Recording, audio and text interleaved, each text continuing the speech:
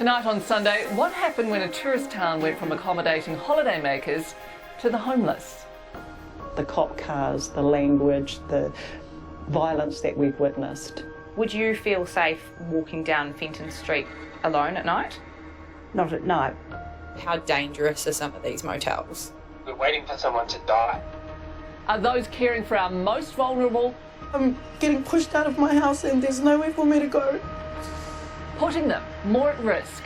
Have vulnerable women been picked out of their homes under your watch? And the spectacular view from the top of the world. Oh, that's a beautiful shot there. I've had to overcome a fear of heights to be able to go mountaineering successfully and not be riddled with anxiety just standing on the top of a mountain. I can understand why people think I'm a bit mad. Mad? Maybe. But his images must be worth it. Nice work. I'm not in complete control, but I'm trying to control risk as much as possible. That's all I can do. Kia ora, I'm Miriam Makamo. Rotorua is a jewel in our tourism crown, but when COVID hit hard, its famous gateway, the motels of Fenton Street, went from holiday to emergency housing. And now, many locals are at their wits' end. Gangs, drugs, fires, their town, they say, has become dangerous. But for those living in the motels, things are even worse. So who's all this actually helping? Kristen Hall with this exclusive investigation. Mythical, mystical Rotorua. It's the birthplace of tourism in New Zealand and a mecca for visitors seeking culture, adrenaline and a landscape quite unlike any other. But there's a dark side to this beautiful city. You've been here for a year and a half. Yep. You and 4 kids and a dog. There are major problems in these motels. We're waiting for someone to die.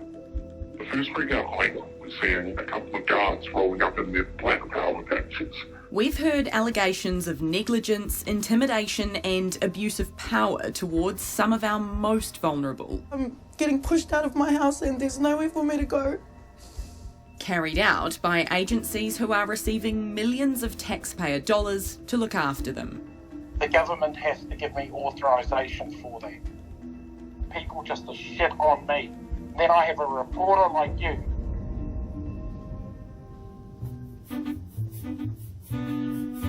Rotorua's Fenton Street, or the Golden Mile as it's affectionately known, was once a tourist hub.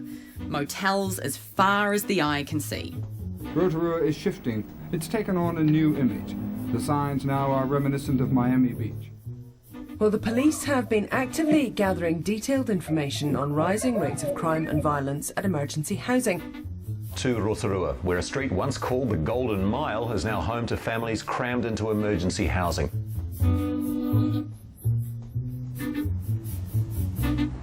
We're off to go see a woman called Carolyn. She's lived near Fenton Street for around 25 years, but in the last few years she says she's noticed a real change in the area, a real uptick in crime and some pretty scary behaviour. She's a little bit nervous about speaking to us. We built this house for our family and I don't know if it'll be for our forever house. That hurts. When did things start to change? I would say about 3 years ago, we started to see a little community starting to build up of rough sleepers. And all of a sudden, COVID happens and we have people being put into motels. And then the issues there started to happen for us. That's the sound of the police! That's the sound of the beast! Crazy bitch, driving on the street, driving up the road, she's trying to run this dude over. She's gonna get him. The cop cars, the language, the violence that we've witnessed. Actually, the worst one was when I had to ring the police. All I could hear was very loud, aggressive language being thrown at a child who was just crying and screaming. So I literally rang 111 and held the phone up to the fence saying to the lady, "Can you not hear this? You need to get somebody here straight away." Carolyn is not alone. One Fenton Street resident we spoke to sleeps with a bat next to his door, used to watching scraps like this rumble right outside his window. Another nearby local told us of multiple burglary attempts, including one by a child. And then there are the fires, 4 motel blazes in less than a year. And come back and our place where we live's on fire. We're probably going to have to move out there, and this is probably the best spot that I've found in emergency housing. Late last year, part of this motel was gutted. We spoke with a fire and emergency worker whose voice we've disguised. Well, there were no smoke alarms in the rooms at the Golden Glow. They were sitting in a fire, not installed. A motel staff member told us emergency housing clients often remove smoke alarms or take the batteries out. How dangerous are some of these motels? There are major problems. We're waiting for someone to die. In fact, it may only be a matter of time before someone does die. The Four Canoes Hotel is where the Housing Ministry has placed a number of highly vulnerable homeless people, including those with addictions and serious mental health issues. A report leaked to Sunday shows FENZ is extremely concerned about its use. After a blaze which destroyed a room late last year, a risk investigator found there were no smoke alarms or sprinklers in the hotel. They concluded that occupants were likely to be killed or injured in the event of a fire. Some residents have been moved on, but not all. We're on Fenton Street at the moment, and to really get a sense of what's changed here, you kind of just have to go for a drive along. So this motel here is emergency housing, so is this one, so is this one, so is this one next to it, so is this one here. So either on Fenton Street or within a 500 metre radius of Fenton Street, there are, as far as we're aware, 50 emergency housing motels, which is a huge number in such a small area. It's recording. It is recording. Cruz, not so loud.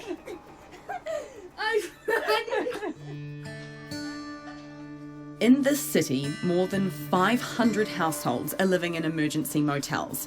Mike's whānau is one of them.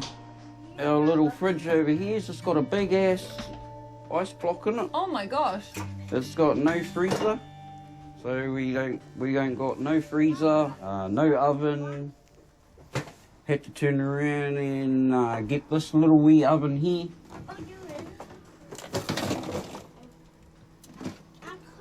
Which is Oh my gosh.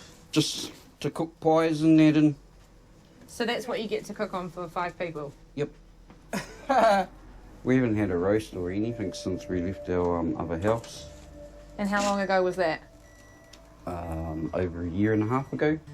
Their 2-room unit is lined with tumbling towers of belongings, a constant reminder of the 4-bedroom home they rented before it was sold. I heard the blanket. You run too fast. He's just got a bad case of ADHD. Is this enough space for a kid with lots of energy? Oh, hell no. He was going in and closing himself in the bathroom to find his own space so he could kick back and play. Downstairs, Mike shares a bed with dog Hulk and his daughter. Upstairs, 10-year-old Cruz sleeps on the floor next to his 2 older brothers. Mike's son Lucky says neighbours in Fenton Street motels include criminals and patched gang members. I'd say Fenton Street's like the dog's hood, like that's their main territory.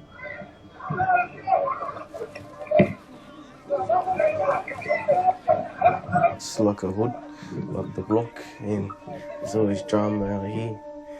Yeah, it's hard to stay out of it, especially when you're living right beside it. Spas in most rooms and a honeymoon suite, reads the sign outside. This room, you know how much is being charged for it? Yep, $1,080 a week. $1,080 for this place a week? Yep. Are you serious? Yep. Serious as. Wow. And as hard as it is to believe, that might actually be a bargain. Our producer went undercover at this emergency housing motel, where the charge is $150 a night for regular guests and $209 a night for those staying under the emergency housing system, a cost to taxpayers of over $1,400 a week. Room rate is $209. It was $150 last night, and now you said it's 210. So I had given you in a, on the discount. Right, but Winds will pay the full amount for the rate. They will pay the full amount. The manager says the price is fair because emergency housing clients use more electricity. You can just wash the things again. Yeah. If you want, right? Yeah, I might do that. Yep. Because I'm just putting the spray here. So we've just checked into what's probably one of the worst motels in the city that's doing emergency housing and accepting tourists in as well. It absolutely reeks. Everything is just kind of a bit wet. This place hasn't had a clean in a bloody long time because this is all like black mould spots here. Oh, there's something in the sink. Oh my god, this is all rusted as. I think there's like white mould in there. Cigarette burn in my pillow. Right there. How good. That looks like that's probably from someone trying to bust in or out, which is comforting. A string of one-star reviews show other visitors have been equally shocked. They reference violent and abusive behaviour from fellow guests and late-night parties. Many appear not to have known they were staying in an emergency housing motel. And it's the same story for a number of other motels across the city. How concerned are you about the reputation of Rotorua? Well, it's an iconic visitor destination and it must remain that. And visitors must feel safe here. Former Labour Minister and outgoing Rotorua Mayor Steve Chadwick. Would you feel safe walking down Fenton Street alone at night? Not at night, but I do walk that street often. But I'm much more cautious now. I know the motels that are troublesome. She's written to government twice in the last year calling for a ban on emergency motels offering tourist accommodation, as well as begging ministers to stem the flow of homeless people arriving from out of town. So are you successfully getting the government's attention? Yes, I believe we are. This is a highly complex issue. I get people that I know saying, Steve, shut them down. We don't have that mechanism. Up next, vulnerable tenants speak out. Why are you scared of them? Because I'm getting pushed out of my house and there's nowhere for me to go. Do you feel like they're helping? They're called Visions of a Helping Hand. Do you feel like they're not helping? And they haven't been since I've been under them.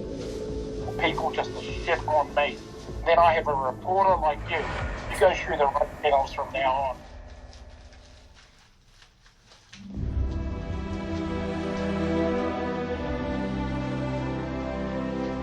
We're in Rotorua, home of so many natural wonders that are the city's biggest moneymaker.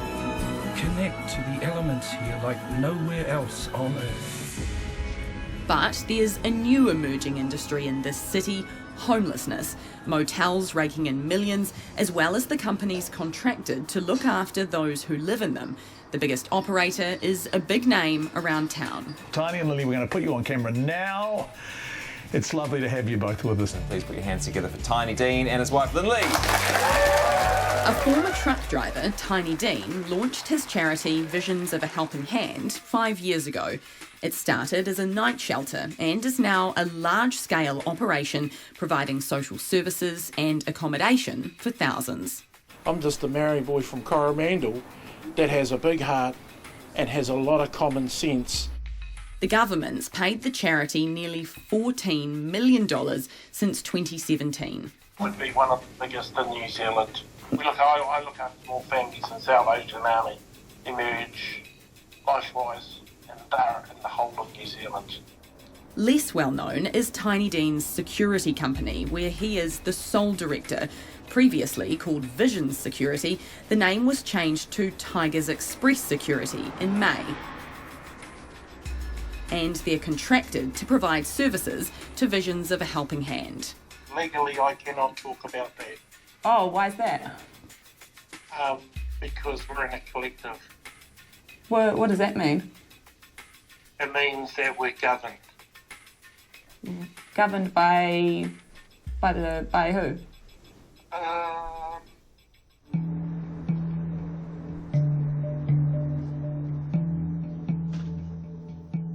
Were you worried about talking to us at all? A little bit.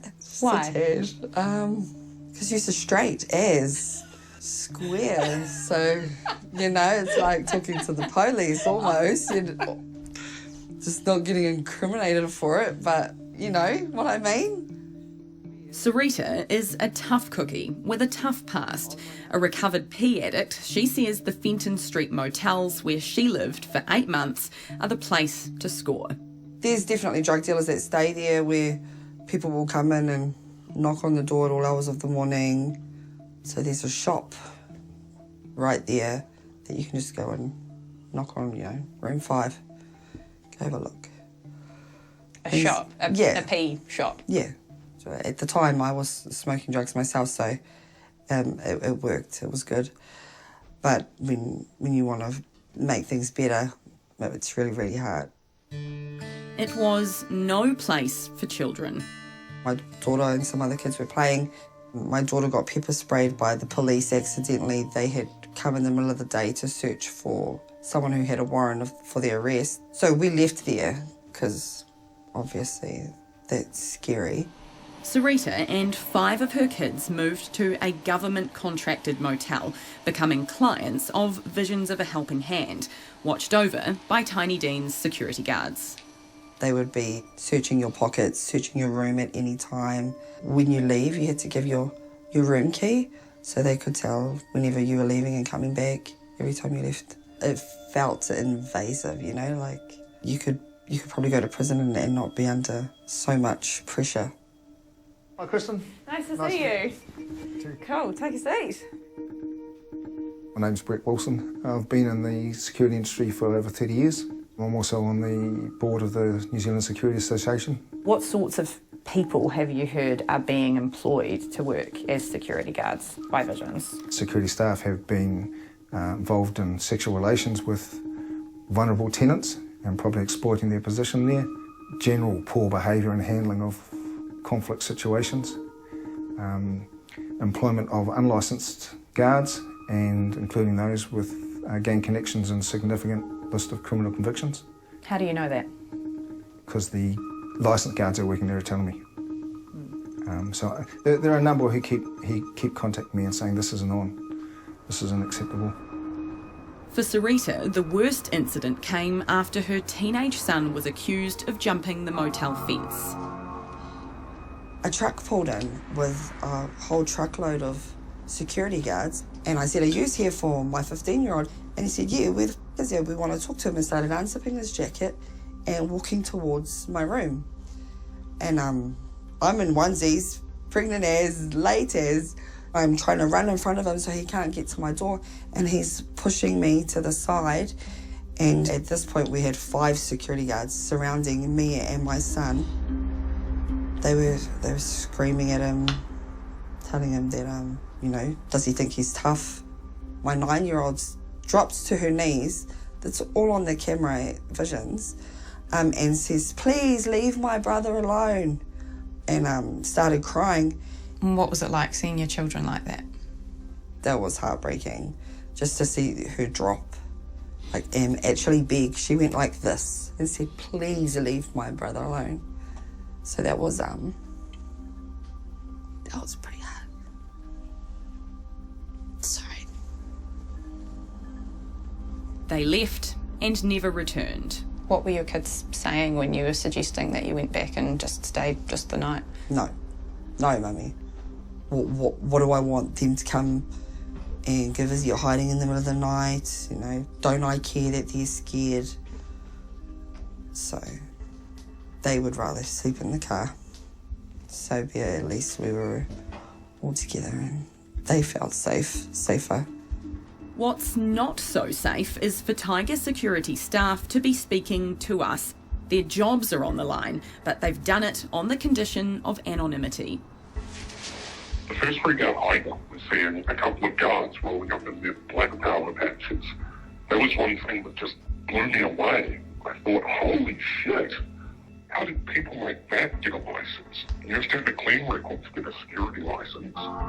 were a couple of issues with random guards noticed to be going into random rooms where they shouldn't have been, mainly the single moms. A couple were caught pants down, if you know what I mean. How do you think this company was able to gain a security licence? Well, I will argue they shouldn't have been able to. Friday night, after dark, Mum Aidan climbs through a broken window to feed her whānau. Thank you. Look. This fire Mitch buy you guys some kai. My babies were in here because it was getting too cold. She was getting hoha sitting in the car. And so when I broke the window, my baby had been passed through the window so I could get her inside, as well as the rest of the kids. Yeah. Are they kind of wondering what's going on right now? They think I've lost my key. Right. Yeah. Is that what you told them? Right. Yeah. Because you don't want to have to tell them kind of what's really going on. They're too young, eh? The truth is, the locks were changed at the home Aidan rented through visions of a helping hand, her belongings still inside. Where would you have been if you couldn't get into your house? In my car. I have a gazebo around the back there, and I was going to pitch that up over my car and sleep in there with my baby. And just give her cold bottles from out of the tap, the outside tap. Oh, I'm actually pretty scared because I don't know if I'm going to get in big trouble for this. Yeah, I'm scared of visions, yeah. Why are you scared of them? Because the attitude that they give when they knock at my door. They stand over me a lot. They lie, they tell me things that I've did, but I didn't do that. And I'm just tired. Because I'm getting pushed out of my house and there's nowhere for me to go. One of the reasons Visions gave for Aidan's eviction was that she had an unauthorised visitor. That visitor was her sister Jax, who was house-sitting here earlier this year while heavily pregnant. She went into labour 3 weeks early, but when Visions staff arrived... They could see me. They could see me labouring. I was fully labouring on the ground. I wanted to push, but I couldn't. Because they're like standing there over the top of me telling me I have to leave, you got to get out. I said, what? But I'm having my baby on here. Well, what do I do? She says, just get out. Otherwise I'm calling security. Where did you go? I laboured in my car. When Jax's baby died 2 weeks later, Visions of a Helping Hand paid for the cremation. Jax, a former resident of this Visions-run motel, says she'd been forced to sleep in her car during her pregnancy when guards wouldn't let her access her room. I had been arguing with Tiny right through my pregnancy and the security guards. About what, mostly? Just getting in. Yeah. Just getting into my motel. There's always a fight. A week after her baby's death, Jax received a visit from Tiny Dean. He apologised for baby passing. And how did that make you feel to hear that? At the time, I was just saying, yep, not realising what was going on. But now that I think about it, I have so much to say to him. Next. Yeah, that's him. Let's go. He's responsible for their housing and the security. So what does Tiny Dean have to say? Kristen from Sunday. We're wanting to have a chat to you. Hi, Tom Kristen. There's a long list of questions that we want to ask you. Have vulnerable women been kicked out of their homes under your watch?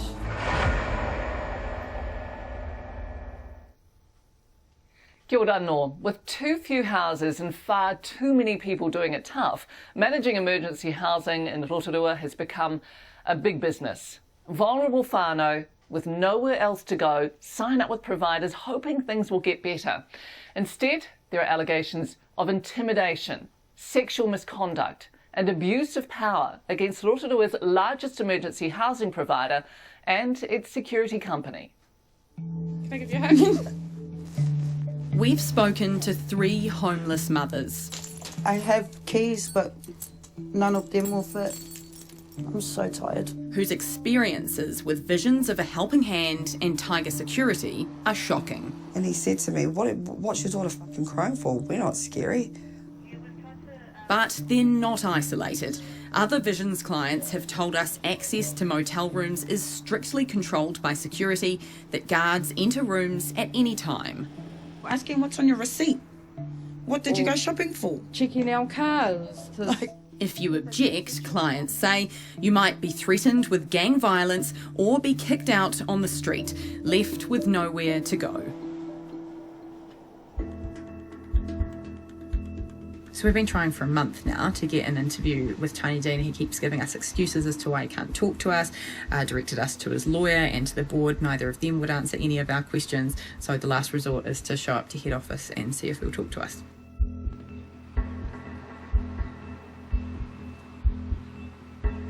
Yeah, that's him. Let's go. Tony. Hey, Kristen from Sunday. We're wanting to have a chat to you. No comment, Kristen. There's a long list of questions that we want to ask you, complaints that some of the tenants of Visions of a Helping Hand have and people who have been looked after by Tiger Security. Can you No have a chat comment. to us? Speak to our Why lawyer, not? please. Why not? We'd really Out like of to our talk to you, premises. Tony. Have vulnerable women been kicked out of their homes under your watch? Have you ever had gang members working security?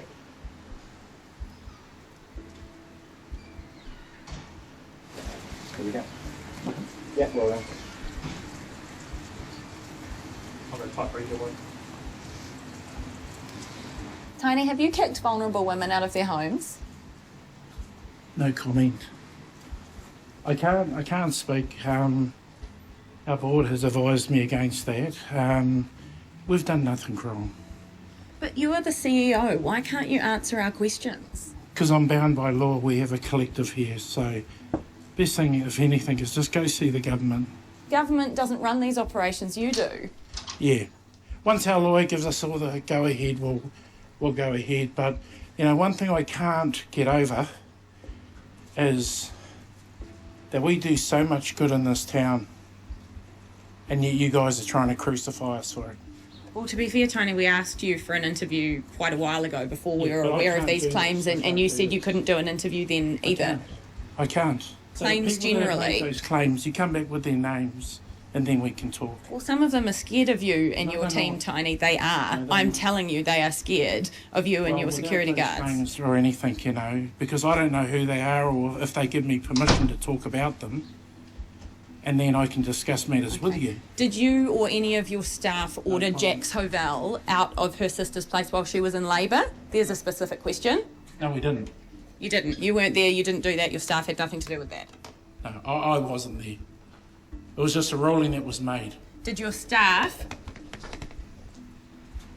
We sent those details to Tiny Dean and Visions of a Helping Hand via their lawyer, but they refuted all the claims and declined to comment. So we went to Housing Minister Megan Woods.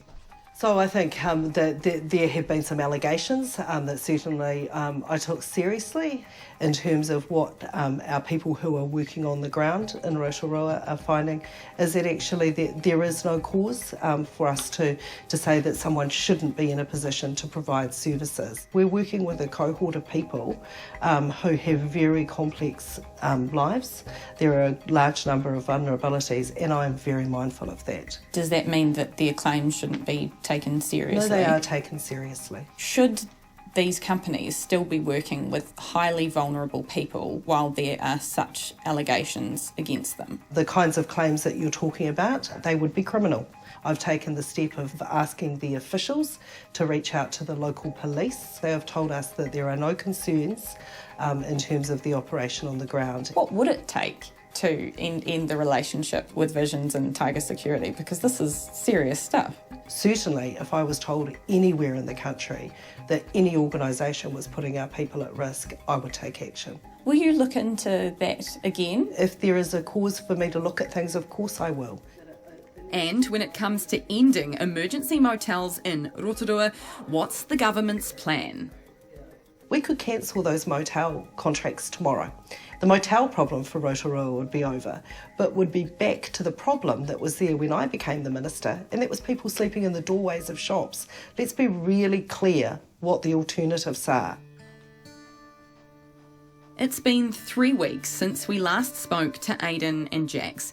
In the few text messages Jax has sent, she sounded really distressed. It's the middle of winter, they have 3 kids, and they're homeless. So this is the life we got to put up with. Thanks to Tiny Dean, he left us all homeless, and this is our house. In Papamoa, an hour's drive from Rotorua, we finally caught up with them. 2 sisters packing up their lives again. Me and my sister, we've been through everything together, and we're still going through everything together. Aidan says she and her baby were unfairly evicted from their transitional house early last month, so Jax and her kids went with her. We slept in our tents, used blankets as mattresses. Our kids ended up getting sick. They got bitten up from the mozzies head to toe. What's happening next? Where are you going now? Oh my God, we've got good news. We've actually been, we've found an emergency housing, and it's here in Tauranga. And we don't have to worry about where we're going to go to next. And I'm about to cry. We have somewhere to go after this. Will you go back to Rotorua? No, we're not safe there anymore. Yeah, and I just feel so free over here. I haven't seen one Visions truck, and it feels so good. Like, yes. We don't get harassed by any securities. Yeah, because there are none. A new start for Aidan, Jax and their tamariki. One. But what about those left behind by Rotorua's emergency housing system? With a baby on the way, Sarita is living in a bus. There's 1, 2, 3, 4, 5, 6 of us. And so you'd rather be there than at a Visions run motel? Yep. My cheese is hot. Mike, Lucky and Cruz continue to wait for a proper place to call home. Are you pretty keen to get out of here? Yeah, out of this motel, yeah. Can't wait. Been waiting for it. And Carolyn worries about the future of her town and the Golden Mile that's lost its shine. Why are you speaking out about this? Because I care about Rotorua. I care about our whenua. I care about our kaumatua and our tamariki. You can't just keep piling this into one little area and expecting it to fix itself.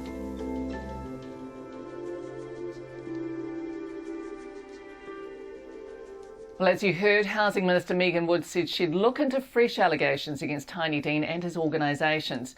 We put a number of these allegations to her office, who told us they were not new and the ministry has been dealing with them. But the women in our story say they haven't spoken to the ministry. Well, next, the man who's climbed, conquered and captured the very top of Aotearoa.